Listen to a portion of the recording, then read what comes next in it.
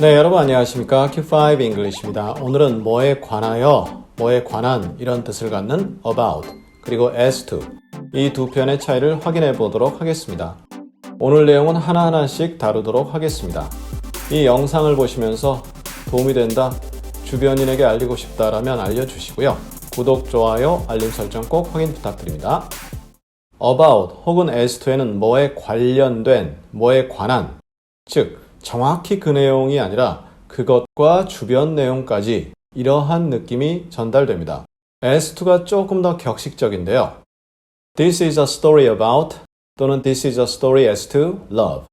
이것은 사랑에 관련된 내용이다. 사랑만 딱 이야기하는 것이 아니라 그것과 주변 내용까지 이렇게 이야기를 하는 거죠. as to가 조금 격이 있다. I'm not sure about, I'm not sure as to what to say. 무슨 말을 해야 할지 확실치가 않다. 확실하다에서 sure, 그런데 not sure, 확실치 않다, 즉 정확하지 않은 내용이죠. 따라서 about이 너무 좋습니다. as to도 당연히 가능하죠. 하지만 be sure about, 아주 좋죠. He came up with an excuse about as to why he didn't come. 그가 왜 오지 않았는지에 대한 변명을 come up with, come up with, 뭔가 마련해냈다, 즉 변명을 들이댔다, 이런 내용이죠. 왜 자신이 오지 않았는지 변명 about, 아주 좋죠. 변명에 물론 정확한 내용이 있을 수는 있겠지만 대부분 좀 꾸며대는 내용이 좀 강하죠. 그리고 그것에 관해서 이러한 느낌으로서는 as to도 가능한데요. about 아주 좋습니다. 뭐에 관해서와 관련해서 concerning, regarding, with respect to 이러한 표현도 있습니다. 그런데 이러한 표현은 상당히 격식적입니다. 즉 about이나 as to로 바꿀 수는 있는데요.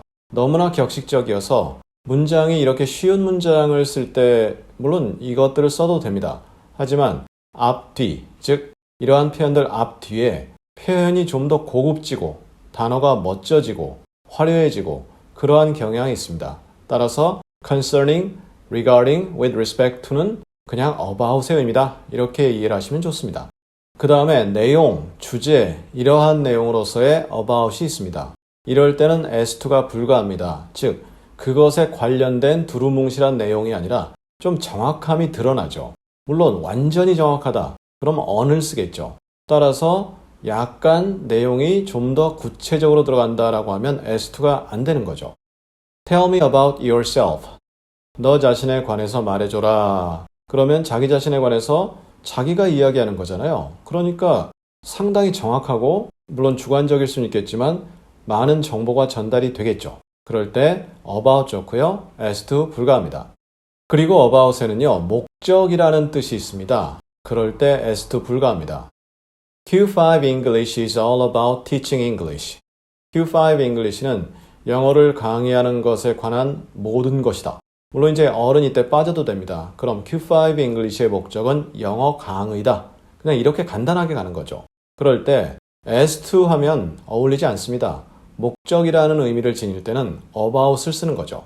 그래서 우리가 주변에 about이 쓰일 때 보면 이 목적이라는 의미로 상당히 많이 쓰이거든요. 영어를 접하실 때 about이 나온다. 그럼 혹시 목적 아닌가 궁금해 보시는 것도 괜찮은 습관이다 생각하고요. 이럴 때 be about 대신에 be concerned with 이런 식으로도 쓸 수 있습니다. 물론 상당히 격이 있는 표현이라 일상생활에서 편하게 쓰지는 않겠죠.